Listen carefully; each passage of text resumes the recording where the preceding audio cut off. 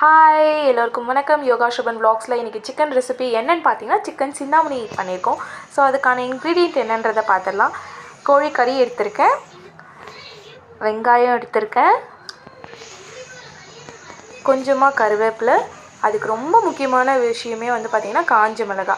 அந்த காஞ்ச மிளகா அந்த தட்டில் காமிச்சிருக்க மாதிரி விதையை நீக்கி மிளகா மட்டும் எடுத்து வச்சுக்கோங்க. கூட இஞ்சி பூண்டு விழுது எடுத்து வச்சுக்கிறோம். இன்க்ரீடியன்ட் எடுத்து வச்சிட்டிங்கன்னா ஒரு கடாயை எடுத்து அடுப்பை ஆன் பண்ணிட்டீங்கன்னா 1.5 ஸ்பூன் அளவுக்கு எண்ணெய் ஊற்றிக்கோங்க.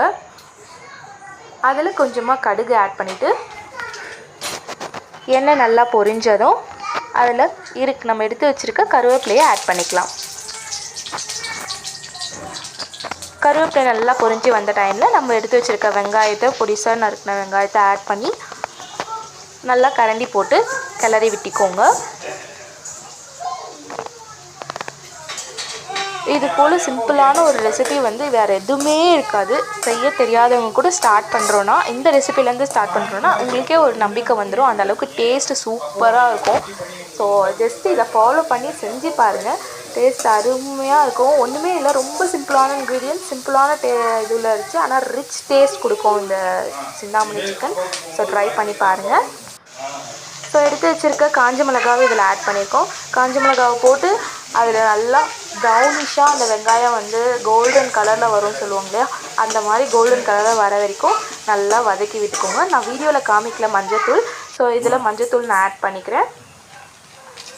ஸோ 1 பிஞ்ச் ஆஃப் மஞ்சத்தூள் நீங்களே உங்களுக்கு ஏற்ற மாதிரி நீங்கள் ஆட் பண்ணிக்கலாம். அதை ஆட் பண்ணிவிட்டு திரும்பியும் நல்லா வதக்கி விட்டு நம்ம எடுத்து வச்சுருக்க சிக்கனை ஆட் பண்ணிக்கோங்க. நான் வந்து 250 கிராம்ஸ் ஆஃப் சிக்கன் தான் எடுத்திருக்கேன். அதனால் வந்து நான் 15 காஞ்ச மிளகா தான் குட்டி குட்டியாக நான் கிள்ளி போட்டிருக்கேன். உங்கள் வீட்டில் எவ்வளோ காரம் வேணுமோ அந்த அளவுக்கு நீங்கள் எடுத்துக்கலாம்.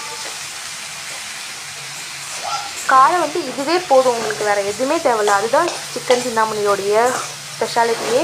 ஸோ அந்த காஞ்ச மிளகாயில் இருக்க காரமே வந்து சூப்பராக எங்கேயோ கொண்டு போய் வச்சிரும். நீங்கள் இட்லிக்கோ தோசைக்கோ இல்லை ரைஸ்க்கோ சூப்பராக இருக்கும்னு ட்ரை பண்ணி பாருங்கள்.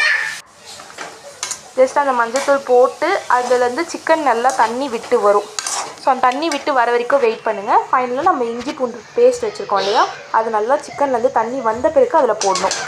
ஸோ அந்த இஞ்சி பூண்டு பேஸ்ட்டு போட்டதுக்கப்புறமா தேவையான அளவுக்கு உப்பு, நான் 250 கிராம் தான் எடுத்துக்கின்றதால அது 1/2 ஸ்பூன் உப்பு தான். அந்த 1/2 ஸ்பூன் உப்பு நல்லா போட்டு நல்லா கிளறி விட்டிங்கன்னா சிக்கன்லேருந்தே தண்ணி விட்டு வரும். அது இல்லாமல் நான் ஒரு சின்ன டம்ளரில் ஒரு 1/4 கிளாஸ் வாட்டர் தான் லைட்டாக ஆட் பண்ணியிருக்கேன். ஏன்னா அது வந்து வேகும் போது ரொம்ப சுண்டிடும். அதனால் கொஞ்சமாக வாட்டர் போட்டு சிம்மில் வச்சு ஓப்பன் பண்ணி பார்த்தீங்கன்னா தண்ணி நல்லா அந்த சிக்கன்லேருந்து வெளியே விட்டு வந்திருக்கும். அண்ட் கொஞ்ச நேரத்துலேயே ட்ரை ஆகிடும். ஸோ கரெக்டாக இதை வந்து ஒரு 10 to 15 மினிட்ஸ் நம்ம இதை செஞ்சிடலாம். ஸோ அது நல்லா ட்ரை ஆகிடுச்சுன்னா நல்லா பார்த்துருங்க. அண்ட் அதுக்கப்புறம் நீங்கள் அடுப்பை ஆஃப் பண்ணிடலாம். ஆஃப் பண்ணிவிட்டு பிளேட்டிங் பண்ணிட்டீங்கன்னா உங்கள் வீட்டில் ரைஸ் இருந்தாலும் ஓகே, இல்லை சப்பாத்தி செய்கிறீங்கனாலோ தோசை செய்கிறீங்கனாலோ இல்லை இட்லி கூட சூப்பராக இருக்கும்.